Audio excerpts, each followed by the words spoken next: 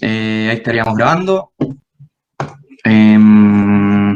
Ya, vamos a hablar de la obra gruesa. Ya hasta el minuto hemos hablado de cosas bastante generales. En términos prácticos, yo creo que la mayoría de las clases van a ser así. Por supuesto que hay contenido de por medio. Pero a mí me gusta que puedan un poco transmitir, así como les he mandado con las fotos, que puedan interiorizarse un poco más. ¿Ya? Bueno, la obra gruesa, ya todos saben más o menos o tienen una idea de qué se trata, ¿cierto? Corresponde a una sección o faena de una obra, ¿cierto? Que se individualiza para poder ser medida y valorada en forma independiente del resto de sus partes. Me fui por las ramas. Partida lo vamos a explicar por un tema del itemizado, ¿ya? Aunque a esta altura yo creo que todos ya lo tienen claro. Partiendo de nuevo con la obra gruesa, ¿cierto? Corresponde a la etapa donde se materializa la estructura, ¿cierto? El esqueleto de nuestro edificio. Ahora sí, perdonen, que esta clase la escribí hace un tiempo ya, así que me voy tras papeles. Bueno, conceptos básicos, partida, ¿cierto? Ya todos saben lo que es una partida, me imagino, algo avanzado tendrán desutemizado, al final es la sección mínima, ¿cierto? Con la cual nosotros podemos individualizar una tarea sin entrar en el detalle de los insumos, clavos, agua, materiales, mano de obra, etcétera. En general están bastante estandarizadas, sin embargo, cuando uno hace proyectos un poquito más raros o tiene ciertas cosas, no significa que no pueda inventarse una partida o uno definir una partida. Lo importante es tratar de seguir el estándar, ¿ya? Y con el ejemplo que yo les di me parece que tienen para cubrir todo lo que necesitan para su proyecto. ¿Ya? La estructura típica de un itemizado es la que sigue, esto para obras más orientadas a la edificación. Esto también ya lo habíamos conversado, ¿cierto? Nosotros hoy día nos vamos a enfocar en la obra gruesa. ¿Ya? Y aquí está la definición, es aquella etapa en la que se agrupan partidas que contemplan volúmenes masivos de distintos tipos de materiales y componentes. ¿Ya?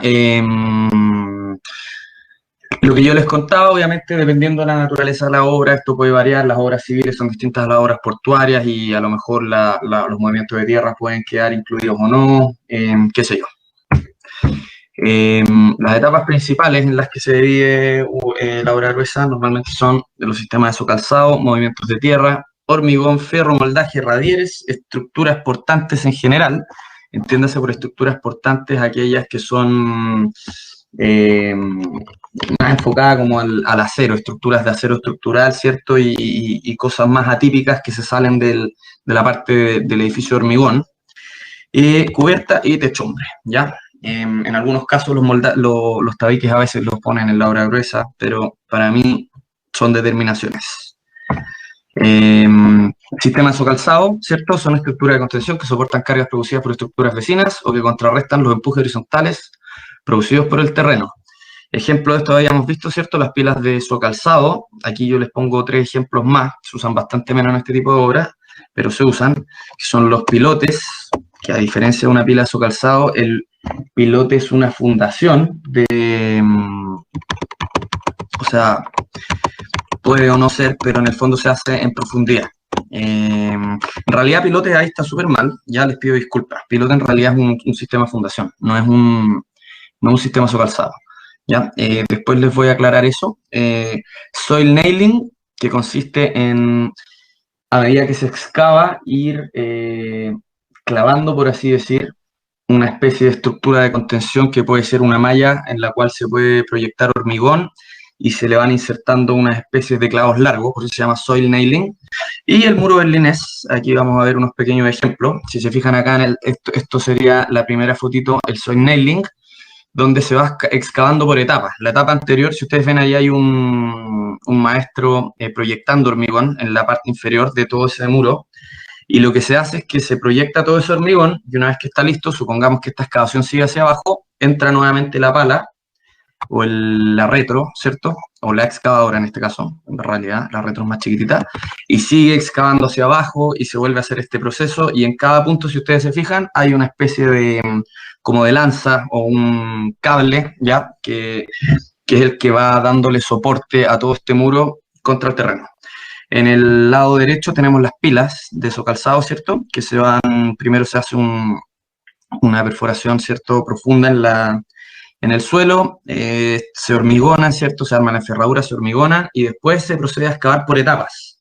Y si se fijan, también las pilas tienen una especie de anclaje. Eso se le llama, normalmente es un anclaje activo, y se le llama así, ¿por qué? Porque este anclaje se tensa, y una vez que se tensa, se hormigona con una lechada, no sé si hormigonar es la palabra correcta, sino que se le inyecta una lechada cementicia de alta resistencia que mantiene esa tensión firme. Entonces eso hace que la pila como que tienda a cargarse más hacia el terreno y genere esta estructura de soporte. Entonces, si se fijan ahí, tenemos varias etapas de excavación, porque lo normal que se hace, una vez que está ejecutada la pila, cuando son muy profundas, estos anclajes activos se van materializando por etapas, igual que en el soil nailing, ¿cierto? Porque si excavamos todos en este caso, la pila no va a estar cumpliendo con la función debido a que le falta su anclaje activo. Y tenemos pilas que no necesariamente requieren ese anclaje activo, obviamente son distintos ya casos. Esto en particular les hablo de las pilas porque creo que es lo más común en la edificación. Aquí pueden ver un poquito cómo es que se materializa cómo se ejecuta esta pega. ¿Ya? Aquí tenemos, a mano derecha tenemos un rodillo. Bueno, se hace una excavación, se monta este rodillo y a este rodillo se le pone un baldecito, una tineta. Debiese ser algo certificado, pero en la práctica los viejos usan cualquier cosa, la refuerzan ahí con unos alambres y hay un viejito adentro y otro que está arriba. Entonces el de adentro pica, después en las tinetas va cargando o va paleando esta tierra o este suelo, y después el otro viejito de arriba, que es la collera, como le llaman, empieza a mover esta manivela, ¿cierto? Y va extrayendo la tierra. Como pueden ver, es un trabajo de egipcio, y hasta el día de hoy se hacen así. Al lado derecho pueden ver ya una pila que tiene su enferradura a medio camino, y también pueden ver una especie de moldaje. ¿Ya? Ese moldaje se usa normalmente cuando esta pila va a quedar pegada al muro perimetral. ¿Por qué? Porque si no se usa, va a quedar con una forma irregular y después el muro perimetral no lo vamos a poder ejecutar. Va a quedar ahí como con unos sacados, una irregularidad media extraña. Y más abajo se ve el sistema de cables que conforman el anclaje activo. Ahí viene una maquinita que agarra estos cables, ¿cierto? Los tensa, se fija esa plaquita metálica y por abajo se inyecta la lechada que nos fija estos cables. Ya, así funcionan básicamente las pilas. Después, movimientos de tierra. Consisten en aquellas faenas que permiten dar un emplazamiento adecuado a las obras en ejecución. Y aquí hay hartas definiciones que las medio inventé yo ya, pero es básicamente son lo que son. No hay mucha vuelta que darle. ¿Ya? Dentro de las partidas tenemos la excavación de escarpe, que esto se usa más en obras civiles, ya que las excavaciones, por lo menos para materializar un camino, no son tan profundas. Se mete una motoniveladora, que es una máquina que tiene abajo una especie de pala, ¿ya? La cual remueve hasta una cierta profundidad todo el material que está en la superficie, que normalmente es un material vegetal.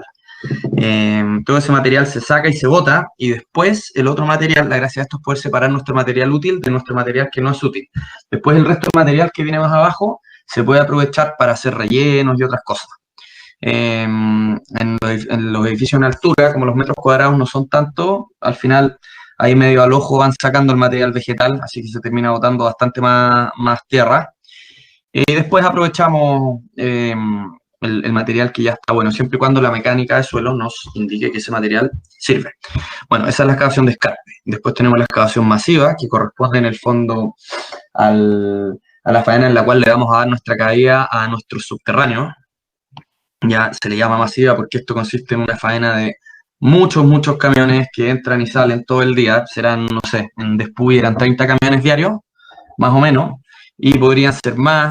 Eso más o menos ahí uno va regulando porque hay una cierta cantidad de avance que a veces ya llega a ser inútil. Podemos meter 10 camiones más, pero a lo mejor al contratista eso ya no le conviene porque tiene que empezar a arrendar o qué sé yo. Le sale más caro. Así que eso es más o menos lo que se maneja. Excavaciones y fundaciones, que pueden o no ser a mano dependiendo de la dimensión de las fundaciones. En muchos casos se usa una mezcla de las dos. La excavación a mano es carísima, así que siempre que podemos meter una maquinita que nos haga la pega y que no nos sobreexcave demasiado la geometría, es bienvenido. Y después tenemos los rellenos controlados, ¿ya? Que va a ser normalmente las zonas donde haya que sobreexcavar para después recuperar una altura por distintas cosas que puedan pasar. Y también se le llama también se le puede llamar así a los rellenos que van bajo el raíz. Bonus tracks, ¿ya? Perfilado del terreno. Cuando uno excava, por ejemplo, supongamos que tenemos una excavación masiva y uno hace una excavación con un talud, normalmente ese talud queda con la tierra suelta. Entonces, de alguna u otra manera, se mete alguna persona ahí con un chucito o una pala, dependiendo de la altura y obviamente tomando las medidas de seguridad, para que pueda ir sacando toda esta tierra suelta, para que no se nos generen derrumbes. En el caso de fundaciones, si es que hiciéramos una excavación con máquina, pasa lo mismo, porque después cuando uno hormigona todo eso cae adentro. Entonces nosotros queremos sacar la mayor cantidad de tierra suelta que quede. Además que la pala de nuestra excavadora tiene dientes, esos dientes pueden ser de 15 a 20 centímetros, y por mucho que excave lo más parejo, esos dientecitos van a terminar de remover la última capita de tierra, entonces eso se tiene que retirar. Vamos a chequear solamente si es que seguimos en línea, que bueno, seguimos en línea. Aquí tenemos un par de ejemplos, ¿cierto? A la derecha, excavaciones masivas, donde tenemos eso que se ve aparentemente, podría ser una retro, no se ve muy bien la verdad, pero lo importante es que ahí tenemos un camioncito y tenemos una rampa. Normalmente la logística de la rampa es súper importante, porque ustedes tienen que pensar, por ejemplo, si ven en la foto de al lado, de la izquierda, ustedes van a ver que la profundidad de esa excavación, no sé, serán unos 20 metros, tal vez un poco más. Y cómo sacamos después la excavadora. Entonces hay toda una logística donde se deja algún lado del terreno con una rampa, y después la excavadora tiene que ir eliminando esa rampa, pero estando siempre arriba, y ya se complica un poquito más, porque ahora ya la rampa no excava estando arriba del camión, ni al lado, sino que está más abajo. Por ende, ahí se vuelve un poquito más lento, entonces tiene que estar súper bien planificado dónde va a quedar nuestra rampa, que no nos entorpezca la ejecución de nuestras obras. Y la foto de la izquierda en particular me gusta bastante porque muestra varias cosas. Muestra cómo tenemos, ¿cierto?, la ejecución de excavaciones masivas. Muestra que es una obra ordenadísima. Tenemos pilas en todo el perímetro. Se puede ver que entre las pilas además existe una lechada de hormigón o que puede ser cemento con agua. Dependiendo de las condiciones, la mecánica de suelo te puede exigir a ti que eso sea una malla con cemento o simplemente cemento y agua. Y algunas veces puede que no requiera nada. En fin, eso resume un poquito más o menos las partidas a las que vamos a estar acostumbrados a ver. ¿Ya? Aquí tenemos, es un contratista que tenemos, Ernesto, y es el inicio de la obra de Spuy, ahí cuando estábamos metiendo camiones. Yo creo que llegamos a tener aproximadamente unos 30 camiones, tiene que haber sido más o menos el pic. Voy a poner pantalla completa, perdonen. Eso. Después viene hormigón, una de las partidas más relevantes y la que más nos quita el sueño, ¿cierto? Se componen las distintas faenas de hormigonado y existen distintos sistemas que permiten que nuestro hormigón llegue al punto donde tenemos que nosotros vaciarlo, ¿ya? Las partidas más típicas, hormigón de muros, losas, fundaciones, se separan en general de acuerdo a la lógica de funcionamiento. Ya llenar un muro es bastante distinto a llenar una losa, requiere otros tipos de elementos y por ende también tienen precios diferentes. Las losas se pulen, los muros no, los muros requieren equipos de moldaje diferentes. ¿Ya? Y la faena de hormigón tiene muchos desafíos. ¿Ya? El primero es hacer el hormigón. Antes las constructoras siempre se usaba mucho el hormigón, tener una planta de hormigón en la obra, pero el problema que tiene eso es que la estandarización es muy mala. Entonces lo que se hace hoy en día, eso está tercerizado y uno con las distintas plantas compra el hormigón puesto en obra, ¿cierto? Que viene con el camión mixer típico que ustedes conocen, que llega hasta un máximo de 8 metros cúbicos. Otra de los beneficios de esto es que permite aumentar mucho la productividad, porque uno al final no está pensando, uno da por asumido que el hormigón llega, tiene que planificarlo obviamente, programarlo y pedirlo, pero se asume que ya el hormigón ya no es un problema, de alguna manera va a llegar. Pero el problema está después en qué haces cuando te llega.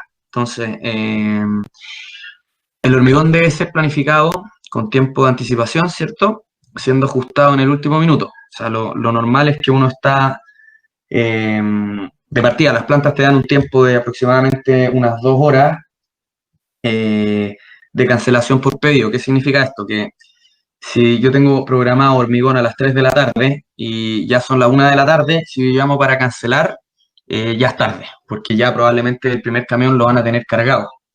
Entonces requiere una logística bastante simpática porque el hormigón se programa antes de que el trabajo esté entregado.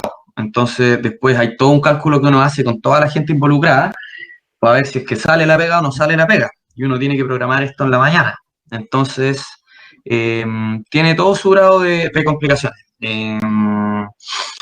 Bueno, aquí un poquito lo que les contaba, es necesario contar con la cancha. Cancha se le llama a cualquier tipo de faena cuando uno quiere iniciar algún tipo de partida, si tiene o no tiene cancha, si es que la persona que va a ejecutar esa partida tiene cómo partir trabajando. En este caso, la cancha para el hormigón es que la enferradura está lista, en el caso de una losa, los puntales están, la losa está nivelada, las instalaciones ya salieron. Ahí tenemos cancha recién para poder hormigonar. Y obviamente cuando programamos el hormigón, a veces no hay ni fierro. Entonces, ahí vamos a ver unos videitos. Les pido porfa me avisen cuando pongamos esos videitos si es que el sonido se escucha fuerte, se escucha mal, para ver cómo hacemos para cortarlo. Si no, a lo mejor ahí ustedes pueden cortarlo un poquito. ¿Ya? ¿Qué más? Y lo último, que no menor, una vez que el hormigón está en obra, tiene que ser transportado a su punto de llenado. Y para eso vamos a ver varias tecnologías que se usan. ¿Ya? Aquí, hablando un poquito de lo anterior, respecto a la cancha, tenemos una fundación. La pregunta mía sería, ¿tenemos una cancha para hormigonar esa fundación? La respuesta es no, porque obviamente si esto es una fundación, tiene que soportar un muro. ¿Ya? Si se fijan ahí, se puede ver un material bastante granulado con bolones, y aquí es donde entra el perfilado del terreno. Aquí tiene que meterse un viejito, sacar todos esos bolones, tratar de todo el material que esté suelto, sacarlo, ¿cierto? Y después de eso, cuando se trata de salir, se vuelve a desmoronar esta cuestión y al final es un círculo vicioso. Se cuesta bastante de repente tener eso despejado. Aquí tenemos otro ejemplo.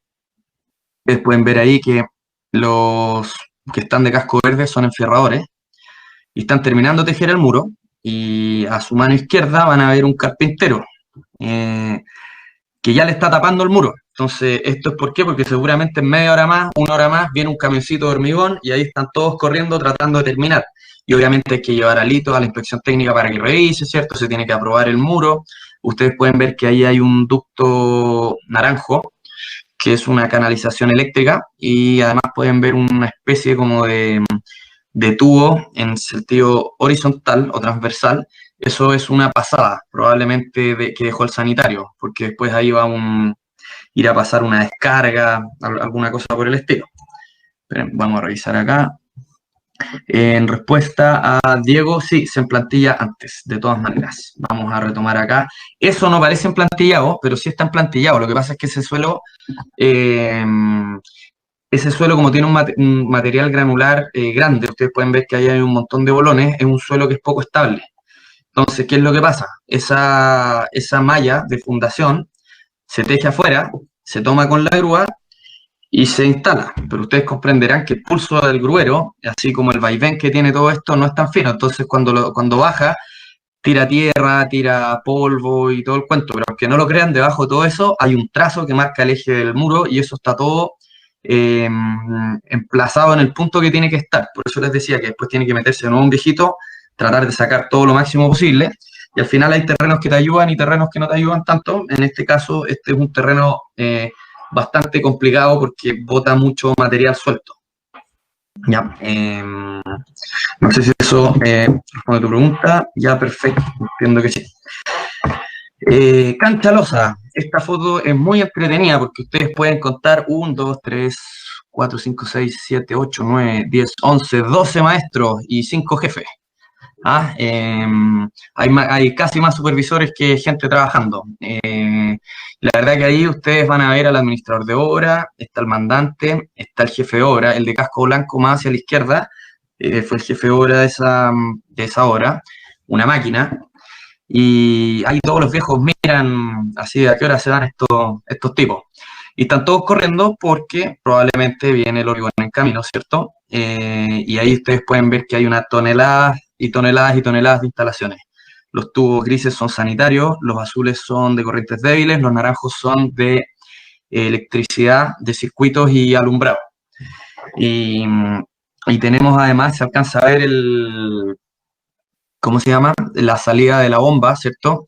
Que es cómo vamos a hormigonar. Entonces, cuando yo les hablaba de transporte de hormigón, tenemos muchos sistemas. Uno de ellos es la bomba estacionaria, que se deja ahí a la entrada de la portería, y esa tubería amarilla se tira desde el piso 1 y se sube por alguna vertical. Son puras tuberías de metal y a través de ese ducto se bombea este hormigón. Obviamente uno tiene que pedir un hormigón especial, que es un hormigón bombeable con un tipo de árido especial, que en este caso son 20 milímetros. Normalmente tenemos el de 40 y el de 20. Y tiene que tener un cierto cono hasta tales pisos, ya que esto va aumentando la presión, hasta un piso 8, un cono 10-12 funciona súper bien, más arriba ya aumenta mucho más la presión, necesitamos que esto corra mucho más rápido, y lo que se hace es aumentar el cono. Al aumentar el cono, ¿qué significa eso? Que es un hormigón mucho más trabajable, y eso permite que, si se fijan, hay toda una ciencia detrás. No es llegar y pedir el hormigón, ¿ya? Y otra de las tecnologías que tenemos, obviamente siempre está la grúa, que eso es un capacho, que es una especie de contenedor, ¿cierto?, donde se vacía el hormigón y luego la grúa lo levanta y lo lleva al punto. Sin embargo, es muy poco eficiente. Como los muros hacen poco volumen, se suele utilizar, ya que no podemos estar armando siempre tubería para cada muro, ya que están más distanciados, pero cuando es una losa, esta tubería se va moviendo y se va desarmando por tramos y la vamos moviendo de distinta manera. Existen los distribuidores, existen varias cositas, los vamos a ver un poquito más adelante. Aquí tenemos un bonus track, no me acuerdo por qué puse esta foto, ya, pero la idea era que vieran un poquito la versatilidad. Esa maquinita la usamos para hacer muchas de las excavaciones chicas, y la grúa nos permite hacerlas llevar. Y más abajito ustedes pueden ver al lado ¿cómo se llama? Un atril que tiene un montón de tuberías. Todas esas tuberías y collarines son de la bomba. Son bastantes, deben ser unos... En ese edificio creo que teníamos unos 100 metros lineales de tubería. A ver, aquí hay algunas preguntas. Ya, perfecto. Los tubos que se dejan en el enfierrado se consideran previamente en el diseño del muro. Excelente pregunta. En teoría, un buen calculista deja en sus especificaciones técnicas, probablemente las van a ver en las que tienen, cuáles son las condiciones en las cuales deben cumplir las tuberías. Por ejemplo, en las losas nos limitan el diámetro y nos dicen que nunca pueden haber más de 3 tubos juntos. En la práctica, yo creo que no están en el diseño y yo creo que deben ser parte un poco de los factores de seguridad que están metidos en todas las fórmulas. Ya ahí habría que preguntarle a un calculista, no me quiero carrilear mucho. Veamos, efectivamente, ustedes ven y la cantidad es mucha. Esos tubitos no parece, pero debiesen estar agrupados de a 3. Y muchas veces, ¿qué es lo que pasa? Que todo esto, las especificaciones técnicas son súper lindas, pero en la práctica es muy difícil llevarlo a cabo, porque acá no solo hay tuberías, sino que tenemos refuerzos de vanos, tenemos fierros más largos, tenemos cajas, tenemos un montón de instalaciones, pero si se fijan un poquito más adelante, se ve que ya están más separados los tubos. Esto se revisa y si no está, se manda un viejito, se reordenan y hay que tratar de que no pase. Ahora, por otro lado, ¿por qué no es tan terrible que pase eso ahí? Porque este edificio es completamente de hormigón y el pasillo tiene 1 metro y tanto de ancho. Esto no se lo digan a nadie que yo les dije, ¿ya? Pero de alguna forma el vano de esa losa no tiene más de 1 metro y está completamente apoyado entre muros y además tiene un montón de refuerzos. Es muy probable que ustedes hagan un hoyo en ese pasillo y al edificio no le pase nada. Entonces, de alguna forma, como que a veces, ante el apuro, ante la cantidad de cosas que hay que revisar, algunas cosas se nos pasan. Y no siempre todo queda así hormigonado, pero al 100% como tiene que ser, porque al final esto es un trabajo, es una artesanía, ¿ya? Mucha de la gente que está ahí no tiene estudios, no tuvo capacitaciones, no entiende cómo funciona el hormigón. Ellos ven hormigón y ellos creen que lo que sale de la bomba es el hormigón de siempre, lo verán un poco más trabajable, menos trabajable, y pasa lo mismo con los eléctricos, con los gaffiters, con la mayoría de las personas involucradas. ¿Qué más? Bueno, ahí tenemos una fotito bastante simpática donde tenemos una losa, tenemos ahí varias faenas. Ustedes pueden ver que aquí hay una secuencia. Entonces, mientras tenemos losa allá en el fondo, en la zona de más acá tenemos muros. Y la idea es siempre ir avanzando en esta secuencia. Y también, apenas se hormigona una losa, la idea del día siguiente ojalá estar tapando muros. Lo ideal sería que la enferradura de los muros estén antes de hormigonar la losa, y eso es algo muy difícil de lograr. Y ¿qué más podemos ver acá? No, yo creo que está bien esta fotito. Aquí tenemos un acercamiento, ¿cierto? Ahí está el gerente y el administrador pidiéndole explicaciones a Jaime. Jaime, que le importa, le da lo mismo. Ahí le está contestando súper choro. Y ¿qué más les quería contar con esto? Ya. Bueno, aquí vamos a ir viendo algunas fotitos. Esto es una losa. Esta losa no ha sido pulida. Ustedes pueden ver que hay algunas irregularidades, pero de alguna forma pueden ver que todo lo sucio que se veía ahora se ve súper limpio. La enferradura se ve súper feliz, súper linda, limpia, bonita, sonriente. Tenemos unos zapatitos colgando que alguien ahí nos regaló. Ahí pueden ver unos cajoncitos, esos cajones de metales, uno tiene que ir a mandarlos a fabricar y los deja puestos en el hormigón, cosa que vayamos materializando, ¿cierto? Nuestros shafts, que es por donde van a pasar todas nuestras instalaciones de manera vertical, ¿cierto?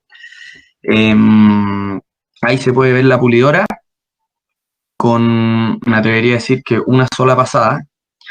Normalmente se le dan dos y queda el poro muerto, y nosotros en el fondo tratamos siempre de pulir las losas, ya que de esa forma ahorramos mucha plata en nivelar. El hecho de hacer este pulido, que se hace, hay que darle varias horas, en invierno se le da mucho más tiempo que en verano. En invierno normalmente hormigonamos en la tarde y el de la pulidora llega al día siguiente. A las 8 de la mañana está pasándole el helicóptero, y en verano uno hormigona a las 9 de la mañana y a las 4 de la tarde ya se está puliendo. De esa forma nosotros ahorramos mucha plata en nivelación. Ya que nivelar es caro, hay que picar, los productos a veces se soplan, no funcionan bien o no los aplican bien. Eso, aquí tenemos más fotitos de la obra, ¿cierto? Me parece que igual ya vimos algunas cosas. Dime nomás. ¿Por qué se ahorra en nivelación ahí? O sea, ¿es muy preciso esto que hacen, el pulido? No, lo que pasa es que la faena de hormigonado, cuando el hormigón está fresco, es muy impreciso. Voy a tratar de... aquí no se nota tanto, pero en el fondo todo eso que está nivelado a pulso. Y el maestro que hace esa pega lo hace con algo que le llaman planchón, que básicamente es una planchita con un palo, así como un limpiador de piscina, y lo hace al ojo. Entonces, a simple vista no se ve, pero ustedes en el punto donde está la esquina del muro pueden tener 2 centímetros más de lo que tiene que tener la losa, y en el punto de más acá puede tener 1 centímetro menos. Entonces, si lo llevamos al espesor que tiene que tener la losa, a lo mejor dentro de todo tiene los 16, pero entre el punto más alto y el más bajo puede tener 3, 4 centímetros y a veces hasta 5. Por ejemplo, es muy típico que donde llegan los cajones o donde salen estos tubos al medio, el viejo, por un tema desde donde le pasa el planchón, le cuesta nivelar bien en esa zona, y como les digo, es bastante al ojo.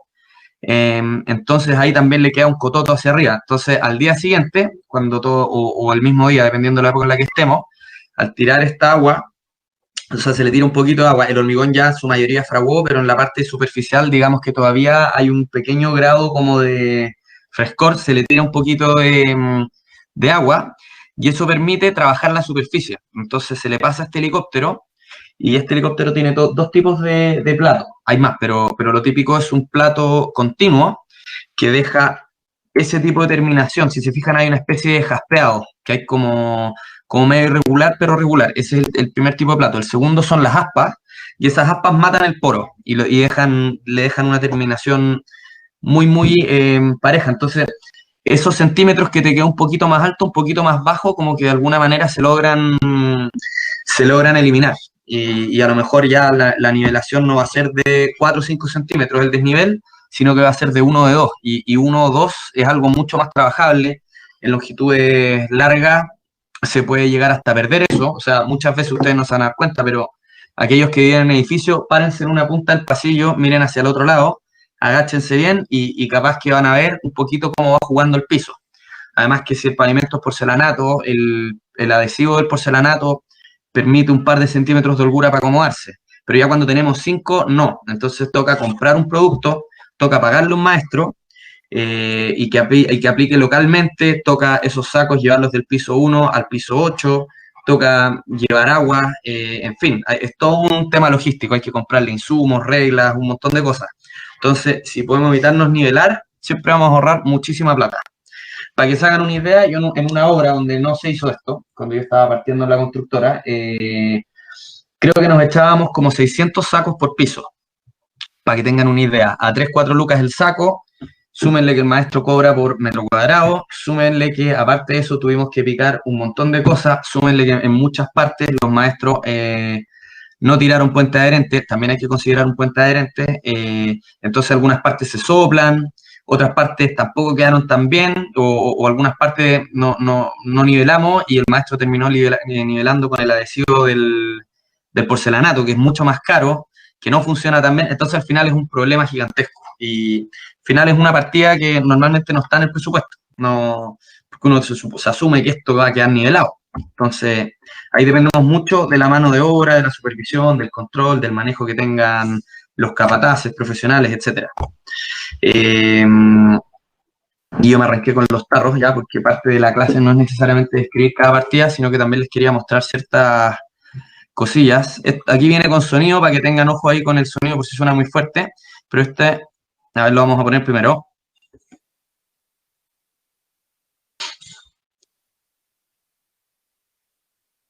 No se escucha nada. Ya, qué bueno, porque yo escucho muy fuerte. Pero ahí parte de lo que está pasando en el fondo son escalas prefabricadas. Ese edificio, todas las escalas las hicimos prefabricadas y ustedes pueden ver que hay toda una logística de montaje. El tipo que está abajo diciendo cómo tiene que... Bueno, hay dos. Uno es el rigger, que es el que le da las instrucciones al de la grúa, y el de al lado es un trazador, ¿ya? El trazador es un hombre clave. ¿Se vio bien en la imagen? Primero pregunto, aprovecho de preguntar. ¿Se vio bien la imagen, cierto? Sí, se ve el video. Bueno, ahí podían ver al rigger, que era el de casquito amarillo, y había uno de casquito rojo con antenita. Ese es el trazador. El trazador es un hombre clave porque es al final el que va trazando, va dibujando casi que las líneas de cada muro y de cada cosa que tiene que instalarse. Él nivela las losas, es el que le da el avance a todos, es el que dibuja los ejes para que el enfierrador pueda instalar su enferradura, etc. Ese tipo tiene muchísima pega. Y un buen trazador te hace la diferencia entre que tu obra tenga avance o no. ¿Ya? Pero bueno, esos son escalas prefabricadas. Es un tipo de solución constructiva que no siempre se utiliza, pero ustedes pueden ver ahí que la losa o el descanso de abajo ya está hormigonado y tiene dos planchitas de acero, las cuales después van soldadas, y la parte de arriba, si se fijan, viene la escala ya viene así con sus mechas, con su enferradura. Entonces, después de que se instala, se nivela, se aploma, se verifica que ustedes no ven acá, pero en el costado del muro, el trazador tiene dibujada la huella, cada huella y contrahuella de la escala para saber la posición exacta donde tiene que ir. Y esto es una pega finísima. O sea, imagínense que al tipo de la grúa, que tiene un control, que ese control entre que el tipo aprieta el botoncito o mueve la palanca, tiene un pequeño desfase desde que le dicen que lo haga a que lo haga, versus que además el tipo del rigger tiene un tiempo de respuesta en que le avisa por la radio. Es todo un tema. Pero la ventaja de esto es que en el fondo nosotros hormigonamos la losa, dejamos ese pequeño receso y después se toma la escala, se monta. Si no, hay que hacer moldaje, después del moldaje la enferradura y después es muchísimo más complicado. Que son las escalas in situ que se llaman. Eso. Bueno, esta es la bomba estacionaria de las que yo les hablaba. Y también hay un videito, ojalá que no se escuche el sonido. Ahí no se escucha el sonido. Si se fijan, esa parte donde ingresa el hormigón se llama Cooper, le llaman Cooper, y es donde el camión descarga. Ahí me estaban mostrando que tenía una pana, pero si se fijan ahí en la primera parte, ese mismo Cooper que recibe el hormigón tiene esa cosa de ahí arriba, y esa cosita de ahí arriba que tiene al medio, que es como una especie de motor, es efectivamente un motor vibrador que hace que este hormigón caiga. Y este equipo que se maneja, tiene normalmente un bombero que le llamamos, ¿cierto? Bueno, ahí están mostrando la pana que tenía. ¿Ya? Y tiene todo un sistema de requerimientos. Por ejemplo, antes de poder bombear hormigón, la tubería hay que llenarla con agua y con cemento para que llene todos los huecos de la tubería, y después cuando se vacía el hormigón va desplazando el agua. Esa agua después se bota, y una vez que termina de salir agua y empieza a salir hormigón, recién podemos empezar a bombear. Tiene toda una ciencia. ¿Qué más tenemos acá? Bueno, esta ya es la techumbre. Si se fijan ahí tenemos todas las salidas de los shafts, ¿cierto? Esto ya está hormigonado. Y acá estamos listos para hormigonar hacia el otro lado. Ahí ustedes pueden ver, bueno, ahí está nuestro amigo Ito, nunca los queremos mucho. Pueden ver la tubería que está llegando al piso 15, viene desde el foso de ascensores, y pueden ver que en el fondo hay 1, 2, 3, 4, 5, 6 concreteros, y el que está al lado es un rigger que no sé qué está haciendo ahí. Pero ustedes pueden ver que al final parece como relativamente simple, pero esa tubería está llena de hormigón. El hormigón, ustedes saben, pesa 2.500 kilos el metro cúbico, y los tipos tienen que correr la tubería para acá, correr la tubería para allá, lleno de fierros, lleno de tubos. Entonces, este videito era para mostrarle un poquito que tiene su complicación esta cosa. O sea, la gente que está ahí, por mucho que a lo mejor no tenga una formación académica, tiene mucho rodaje, o sea, lleva muchos años haciendo esto y conlleva todas sus complicaciones. ¿Qué más? Aquí retomando un poquito el transporte y colocación de hormigones, tenemos obviamente la carretilla, que si usamos carretilla debe ser porque estamos haciendo algún tipo de pega no muy importante. Tenemos una bomba estacionaria, tenemos el gato, ¿cierto? El Bobcat, que el nombre técnico es mini cargador frontal, y tenemos al lado lo que se llama capacho, ¿ya? Y el capacho es aquel que se llena, ¿cierto? Y después tiene esa como trompa, que le llaman culebrón los viejos, por la cual se realiza la descarga. Y eso lleva un cordel para poder abrir, ¿cierto? Digamos, esta como paleta que bloquea el paso del hormigón. ¿Qué más? Aquí tenemos el programa semanal de hormigones. Ya, normalmente uno lo hace de manera muy gráfica porque esto lo tiene que entender desde el carpintero hasta el jefe de obra, y muchas veces no lo entienden. La faena de hormigón se programa semana a semana y se ajusta día a día. Una programación exitosa es aquella en la que mandamos un programa semanal los días jueves, ¿cierto? Imagínense, el día jueves nosotros estamos programando lo que se va a hormigonar el viernes de la próxima semana y cruzando los dedos de que todas las pegas se ejecuten. En mi experiencia, yo diría que un 30% de las veces las chuntamos, y eso es un número buenísimo. ¿Cómo se llama? Ahí tenemos programas de hormigones de losa, ¿cierto? Esto es cuando íbamos entre el piso 5 y 6, hormigones de muro, y podemos ver que hay una lógica, donde aquí ustedes ven que el día lunes pensamos en hormigonar esta losa verde, ¿cierto? Y el miércoles esta roja, y pueden ver acá que nosotros ya estamos proyectando que para el día jueves y el viernes vamos a estar haciendo esos muros. Entonces, aquí les da una idea súper buena de cómo se va programando esto. Si se fijan, no tenemos más de 3 o 4 muros por día porque tenemos material limitado que tenemos que ir desimbrando, ¿cierto? Y al tiro ubicándolo en sus nuevas posiciones. Por supuesto, las medidas no son iguales y el carpintero tiene que ir ahí remodulando, etcétera.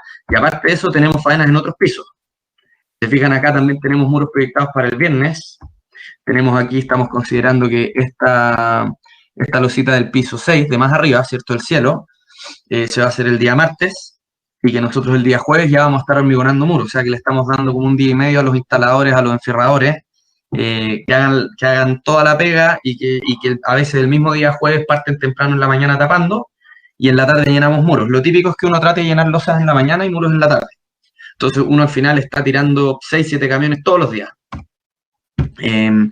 Aquí hay una vista general, se puede ver también, creo que ya la habíamos visto, más o menos donde está la bomba estacionaria, que está ahí pegada como foto, es donde nosotros teníamos en la obra la bomba y nunca la movimos de ahí.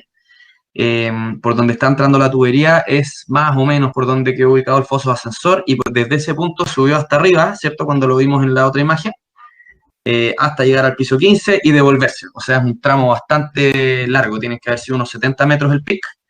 Y ahí uno ya necesita un bombero que sepa operar la bomba, porque tiene también su maña, el hormigón se le puede devolver producto de la presión, y ahí quedan un montón de desastres bastante simpáticos. Se para la bomba, se tapa, hay que destaparla, el camión empieza a reclamar de que no han podido descargar, te llaman de la planta que te van a quitar el camión, etcétera. Ahí es todo un mundo de experiencias. ¿Qué más? Bueno, ahí ustedes pueden ver, esto probablemente fue un día para otro, o un par de días, y pueden ver que la tubería está todos los días en un punto distinto. Estos viejos la arman y la desarman como si fuera una manguera de riego. Tenemos también los camiones que además traen su distribuidor hidráulico. Yo nunca he usado uno de estos, son carísimos. Creo que para usarlos se tiene que justificar. Yo creo que hay que bombear una cantidad de cubos que debe ser brutal. En mi experiencia, si ustedes ven una obra de edificación normal y ven uno de estos, pásenle el dato al administrador de que está perdiendo plata. Porque la verdad que ya no me acuerdo el costo, pero es prácticamente como pagar 2 veces el hormigón.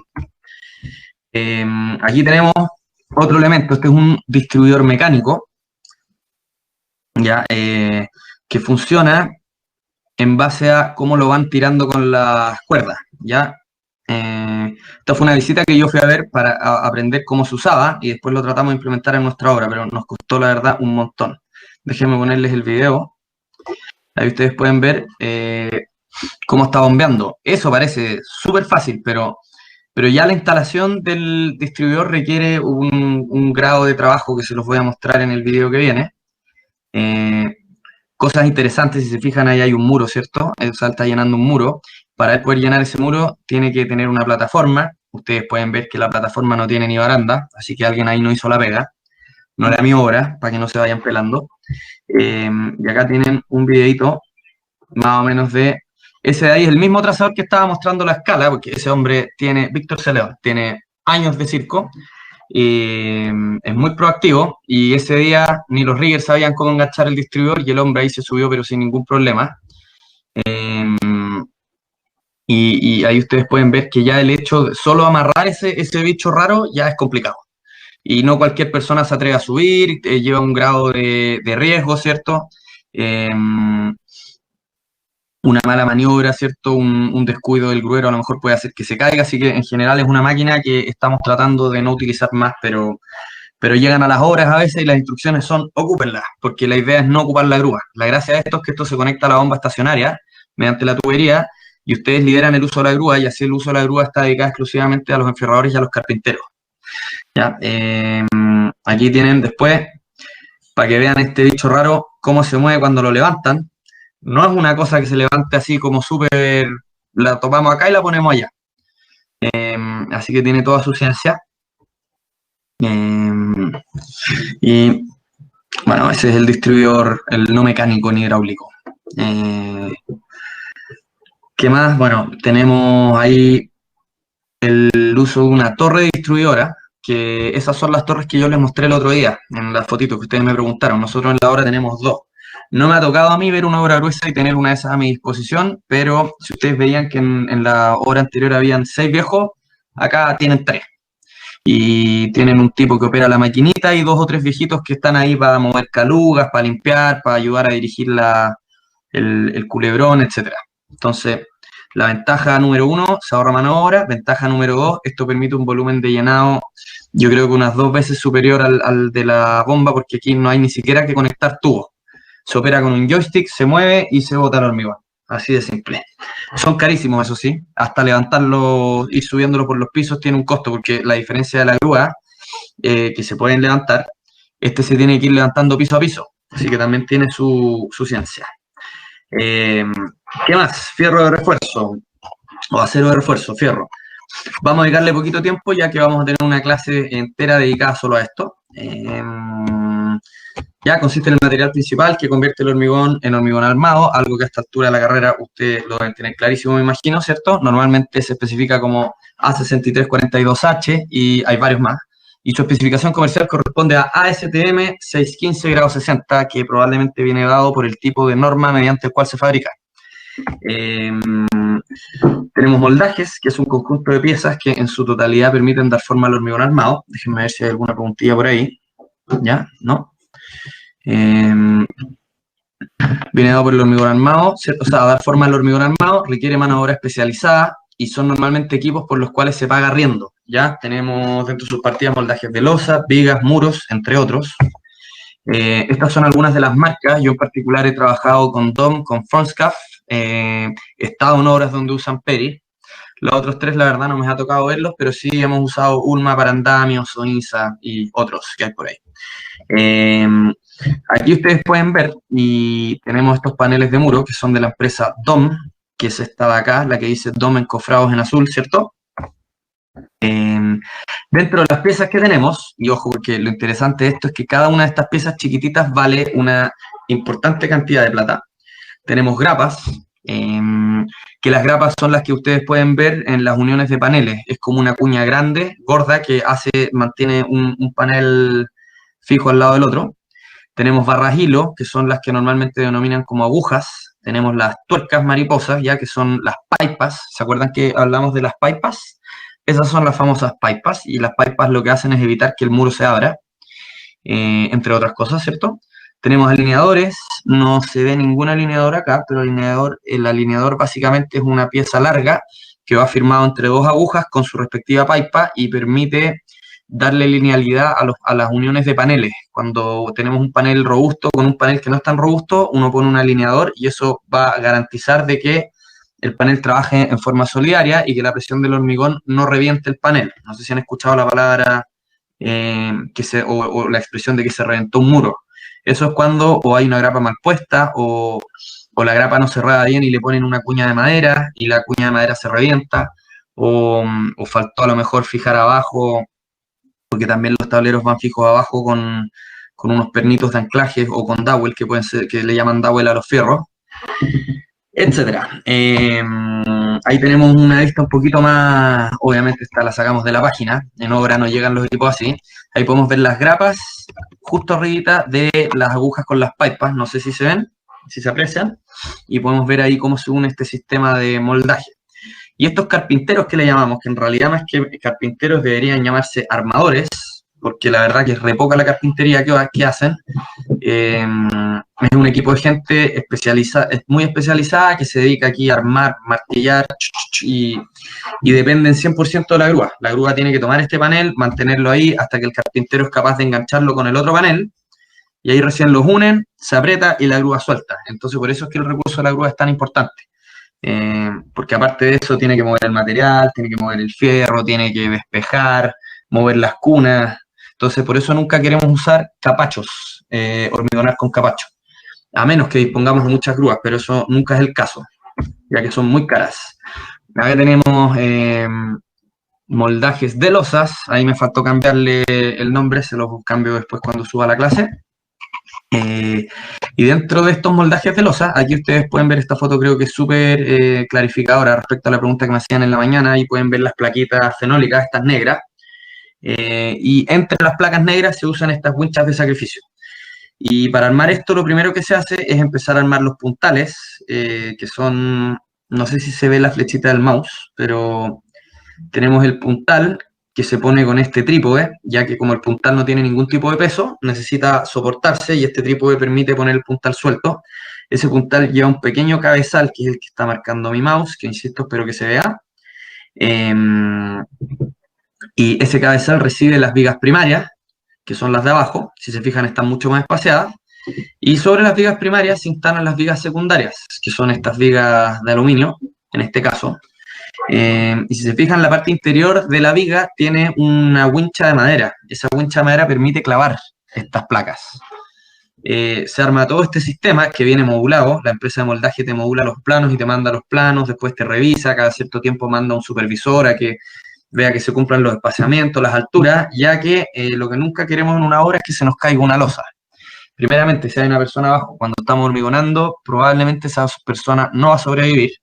Es bastante más típico de lo que ustedes crean que se caiga una losa. A mí no me ha pasado, pero de cada 3, 4 horas no sería raro que pase eso. Obviamente todos se quedan calladitos, nada se sabe y en general lo que me ha tocado ver a mí, afortunadamente nunca ha pasado nada, ya que si uno toma las precauciones, siempre va a evitar que la gente transite bajo la losa. Eh, Eso con las losas. ¿Qué más? Tenemos acá moldajes de viga. Si se fijan acá, cambia un poquito, esto también es con paneles, ¿cierto? Tiene las mismas agujas, solo que acá llevan una tuerquita. Eh, También para armar esto, primero lo que se hace es armar la parte inferior, ¿cierto? Con esos mismos puntales que también van con trípode. Y a ese puntal en particular le llaman avión, ya que la parte que recibe los paneles es como alargada. No es un cabezal a diferencia del otro. Una vez que están los puntales, la base y uno de los tableros laterales, recién se pueden armar las vigas. Y se necesitan, lógicamente, andamios que vayan al lado. Después de eso se revisan las pasadas que puedan quedar en viga, se tapa la última cara y después de eso se arma la losa. Y después uno llena la losa con la viga. Eso es lo normal que se hace. Bueno, materiales, tenemos paneles laterales, placas, fondo de viga. En este caso, este sistema usa placas. Estas mismas placas de acá las tiene que cortar el carpintero y es un desastre, pero ese es el sistema que tienen ellos. Hay otros que te mandan un panel inferior, pero las conexiones de los paneles laterales son pésimas y las vigas te quedan chuecas. Así que todo tiene sus pros y sus contras. En general, este sistema funciona bastante bien, pero los fondos de las losas a veces quedan un poquito como culebreados, por así decirlo. Ya, así es como se ve, ¿cierto?, en el mundo ideal, el sistema de viga. Acá tenemos otro sistema. Esto es un moldaje de muro, el cual además tiene una trepa. Trepa le llaman, ¿cierto?, a la plataforma. Estoy mintiendo. Esto tiene una trepa y una carrera, ¿ya? La de arriba es la carrera, y carrera se le llama a la plataforma en la cual se va a parar el concretero y el rigger con el capacho o con el culebrón, ¿cierto?, para poder llenar el muro. Y la parte inferior es la trepa, y la trepa lo que permite es que el carpintero pueda trabajar e instalar sus moldajes, ya que este muro, a diferencia de los otros, es un muro ciego. ¿Por qué? Porque yo desde la losa no puedo acceder a él. Una vez que está la ferradura, ¿cierto?, instalada, el carpintero tiene que darse la vuelta y trabajar por atrás del muro. Y para eso tiene esa trepa que se llama, y se le llama trepa porque una vez que se hormigona el muro, ¿cierto?, se saca la carrera, se sacan los paneles. Después de eso, se sube la trepa y la trepa se sueltan dos cositas, va enganchada en una pieza que le llaman zapato, que es una especie de cajón que recibe una cuña, ¿ya? Porque esto se firma con una cuña. Se levanta la trepa, se pone nuevamente en ese punto y luego se vuelve a armar. Se arma el fierro, los paneles, después de eso se arma la carrera y se hormigona el muro. Y la trepa tiene una lógica de que una vez que yo saco la trepa, ya no puedo volver a armar una plataforma porque no tengo cómo poner a una persona a que enganche esa plataforma en ese punto. Entonces se le llaman trepa porque siempre van subiendo. Así que si se me quedó una plaquita que nos sacamos o una aguja ahí en la obra gruesa, esa va a haber que sacarla una vez que empecemos a trabajar la fachada. Entonces por eso siempre es importante ahí dejar todo despejado. ¿Qué más? Tenemos radieres. Esto algo lo hablamos, bueno, el radier al final es el que te da la base de tu piso, que va apoyado sobre la tierra, es un elemento que no es necesariamente estructural, no es estructural, aunque sea de hormigón. Cuando es estructural pasa a ser una losa de fundación, siempre y cuando esté amarrada a las fundaciones. Si no, sería un super radier y una pérdida de plata. Es una plataforma simple de hormigón sin armar, con armaduras mínimas para evitar su fisuración. Ya la fisuración más típica es la por retracción y otros fenómenos pueden ser que este radier no quede con un buen relleno abajo en las zonas de las fundaciones y como las fundaciones van a trabajar, van a inducir una grieta. Entonces esta enferradura ayuda a que esas grietas se produzcan lo menos posible y aparte de eso los radieles tienen que cortarse y dilatarse. Se le hace un corte superficial, cosa que cuando aparezca la grieta tiende a esconderse en el corte y no nos aparece en la superficie. Quien le interese eso me lo puede preguntar después, creo que no vale la pena tanto ahondar en eso ahora. Dentro de las partidas que tenemos del radier, tenemos la base para radier, el hormigón y el afinado mecánico, que pasa a ser, ¿cierto?, este helicóptero que vieron, con el cual le nivelamos el piso, ¿cierto? Y lo pulimos y le damos una terminación de acuerdo a lo que necesitamos. Una pasada de plato si vamos a instalar porcelanato, 2 si es que va a ser nuestra piso terminado o si eso va a ir pintado con algún tipo de resina. Ahí tenemos una foto, ese radier lamentablemente lo tuvimos que llenar con capacho, no me acuerdo qué problema tenía la bomba o parece que estábamos al inicio, todavía no teníamos la bomba.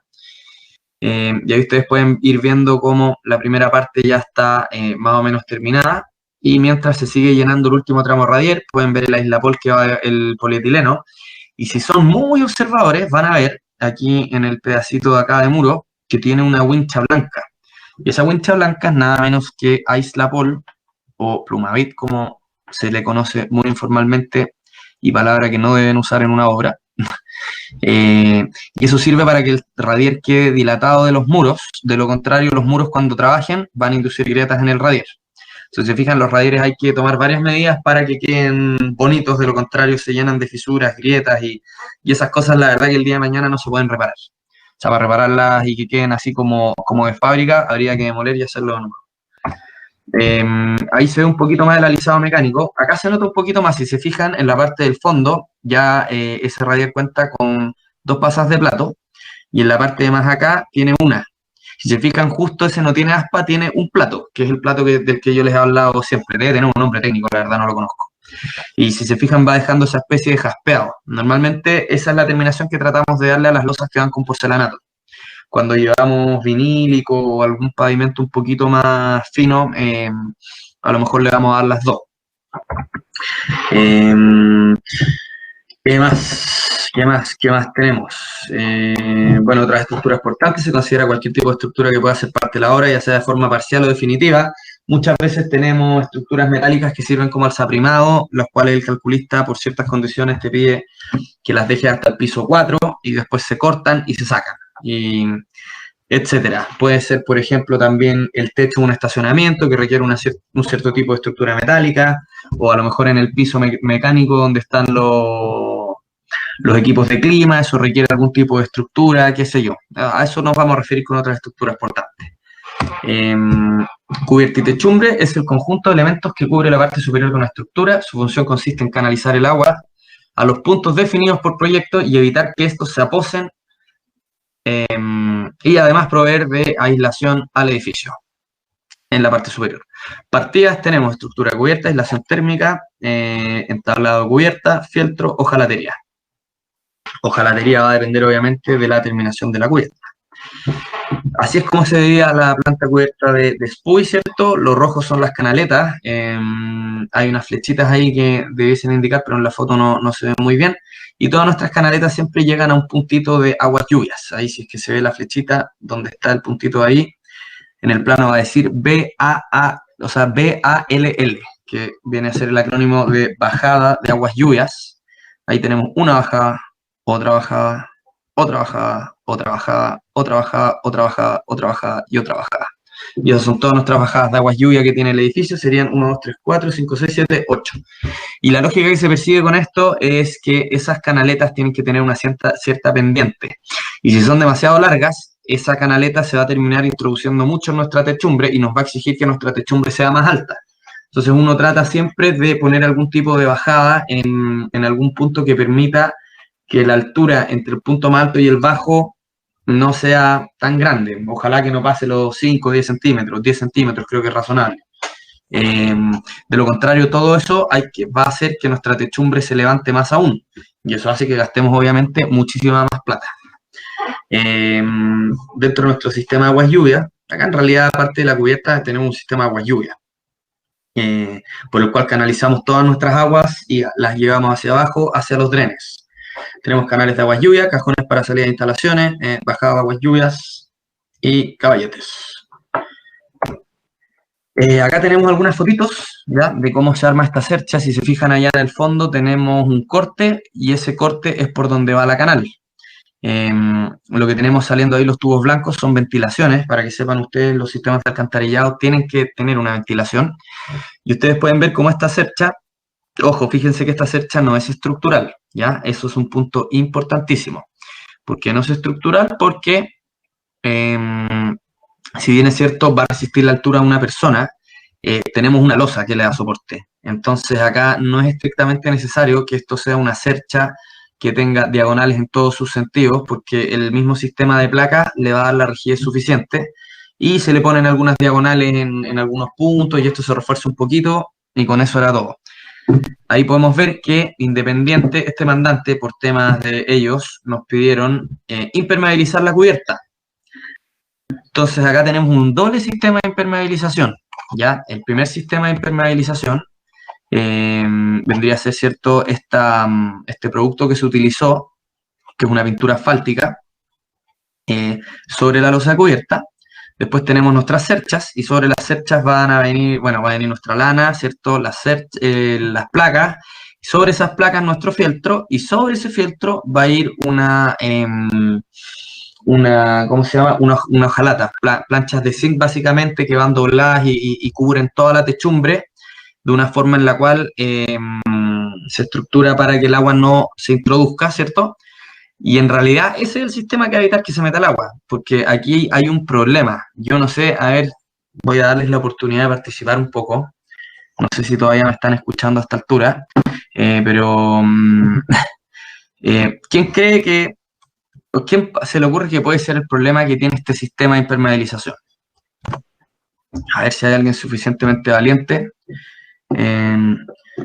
Si no, vamos a volver a las encuestas interactivas. Ya, nadie. A ver, vamos a dejar la fotito ahí un ratito más. Si se fijan, nosotros tenemos ahí canales, ¿cierto? Ya todos me imagino, o la mayoría están familiarizados con lo que es una canal. Y la canal va fija con un clavo, y ese clavo hace un hoyo, una perforación. ¿Qué pasa si cae agua en mi losa? Todo el agua se va a ir por esa perforación y se va a meter al hormigón, entonces mi impermeabilización no sirve de nada. De alguna u otra medida, si es que se metiera el agua y se generara alguna posita por ahí que no llegara a los clavos, a lo mejor va a evitar que algo de agua entre. Pero en la práctica, la verdad que sirve de muy poco. ¿Qué más tenemos? Bueno, ahí tenemos una techumbre ya un poquito más estructurada. Díganme nomás. Pero el problema que tienen los clavos es solo, o sea, es de por vida, por ejemplo, si estuviera descubierto. Claro, o sea, eso de partida, esa techumbre no funcionaría si no estuviera la hojalata. Y es de por vida porque al final el clavo hace una perforación y si tu membrana es de este espesor y nosotros, perdón ahí, pasamos con nuestro clavo, cuando el agua toque el clavo, va a correr a través del clavo y ya entró al hormigón. Y el hormigón de alguna forma se dice que es impermeable, sobre G25 con los aditivos que tiene, pero en la práctica siempre hay fisuras, grietas, el hormigón trabaja y el agua, lo van a escuchar siempre, siempre pasa. Entonces siempre hay que ser muy riguroso con el agua. Y yo creo que es un poco la lógica que motiva al mandante, a este mandante le dio lo mismo gastarse un par de lucas más en esa impermeabilización porque al final nunca se es suficientemente precavido con el agua. Y una vez que te pasa el agua hay que entrar a romper. Y ese es el problema que tiene. Entonces nosotros nunca queremos romper. Por supuesto, no sabemos... Sí, por supuesto, pero pasa a ser otro trabajo, más mano de obra. Si tú sellas el clavo, ese sellado no va a ser muy efectivo tampoco porque tendrías que de alguna forma ponerle algo de silicona, después montar arriba el canal y sobre ese canal perforar. Porque el clavo, para que ustedes, es un clavo de disparo. Se aplica con una pistola con fulminante, ¡pum! Entonces es algo bastante impracticable. Si uno se pusiera muy creativo, a lo mejor podría usar un cordón con algún tipo de sello de poliuretano en los dos perímetros de la canal. Pero con eso se van a gastar, yo creo que la misma cantidad de plata que se gastaron en la techumbre. Entonces, al final, es una tontera. No tiene, pero, ningún sentido. Así que, eso. También ustedes pueden ver aquí, si se fijan, estas son las salidas de los ductos de extracción de las cocinas y baños. Y si se fijan, este ducto tiene aquí un pequeño como un elemento de hormigón. Ese elemento de hormigón está pensado para que en caso de que entrara agua a la techumbre, no se vaya corriendo toda el agua por este ducto. Y este sí sirve a diferencia del otro, porque si el agua nos cae a borbotones por acá, esta agua se va a pasar a todos los departamentos que hay en toda esa vertical hacia abajo. Entonces al tiro ustedes van a tener 15 departamentos a los que le entró agua. Y el problema es que cuando uno le entra agua, uno ve cómo sale el agua, pero no ve de dónde viene. y ponerse a identificar de dónde viene, creo que es lo más complicado. Hay cierta lógica, obviamente, pero por eso se hacen, por ejemplo, esas especies de como de dique, y aparte de eso, a esto se le hace un cajón después que viene revestido y también viene forrado con hojalata. Es todo un tema. Ahí como que se gastan muchas horas de trabajo en pensar bien esas soluciones porque nosotros nunca queremos destapar porque nos salió agua. Ahí pueden ver cómo se juntan dos losas. Aquí ustedes verán una trampita. Si se fijan, todas las placas de la obra gruesa que se pueden rescatar, que llegaron suficientemente vivas, nosotros las aprovechamos para usarlas, ya que no tiene que tener ningún tipo de efecto estético. Sí, la placa no tiene que estar muy chueca, porque si no las esquinas se levantan, y al levantarse van a romper la hojalata, van a hacer que la techumbre no funcione bien. Ahí ustedes pueden ver el cajoncito que se le hizo a ese ducto todavía no está saliendo por ahí, pero se le hace el cajoncito, y hay un viejito ahí instalando la lana. Y así más o menos es como debiese verse una techumbre, aunque a mi criterio falta sellar ahí donde están saliendo esos tubitos. Probablemente esta foto no me acuerdo dónde la saqué, yo creo que no es de la obra, porque no usamos esas cachimbas que se llaman, esas salidas con esa forma. Ahora, esa forma se la dan para que si llueve el agua no entre, para que sepan también, todo en función del agua. Y eso sería la clase de hoy día. Espero que les haya gustado. No sé si tienen dudas, consultas, preguntas. Si no, lo dejamos hasta acá. Ustedes me dicen, aquellos quienes estén todavía prestando atención a qué víctima salí. Eso. Cuenta adherente es puente adherente. Lo escribo de nuevo. Puente adherente. El puente adherente es un producto que se utiliza en superficies como promotor de la adherencia. Esa es la explicación. Suena bastante penquita la definición, pero es eso, es un promotor de adherencia. ¿Qué lógica tiene? Cuando uno tiene, por ejemplo, un muro de hormigón, aplica este promotor de adherencia, que siempre tiene que usarse cuando uno va a usar algún tipo de estuco o algún tipo de yeso, porque normalmente esos productos por sí solos no son suficientes para que se peguen bien. Entonces hay distintos tipos de puentes adherentes, químicos o mecánicos. AOCEM 320, ahí se los dejo, AOCEM 320, este es el que más he usado yo. La gracia es que es como una pintura que tiene muchos granitos, entonces esta pintura y estos granitos se adhieren muy bien al hormigón y al final genera una adherencia mecánica. Cuando se instala el yeso, estos mismos granitos se van embutiendo en esta pasta de yeso y hace que esto nunca se sople. Soplarse se le llama a cuando uno hace algún tipo de terminación, pintura, yeso, estuco, y luego de que seca el producto, se medio despega. Entonces uno ve el muro súper bien, pero si lo golpea, suena hueco, suena como un tabique. Y eso tiene una mala vida útil. Eso después va a tender a trabajar un poco, se va a agrietar y se va a desprender completo. Entonces para eso uno usa un promotor de adherencia. Entonces cuando uno nivela también es lo mismo. En general, el hormigón nuevo no pega tan bien con el viejo cuando tenemos superficies relativamente planas. Entonces, lo que se hace es generar un tratamiento de superficies. Por ejemplo, cuando se hacen nivelaciones, uno trata también de punterear, que punterear sería con un cincelador, ya, o un demoledor, que no es la palabra correcta, pero un cincelador. Se hacen ahí unos puntitos, cosa de eliminar esta superficie tan lisa y generar como ciertas irregularidades y que eso más el puente adherente permita que el producto que apliquemos no se despegue. Porque después si instalamos el pavimento encima y esto se despega, a medida que uno va caminando, se va moliendo y tenemos problemas de postventa. Eso es un puente adherente. Eso. Las encuestas, sí, no he tenido mucho tiempo para esforzarme tanto con las encuestas. Vamos a tratar de retomar algunas. Pero espero que al menos la clase haya sido explicativa.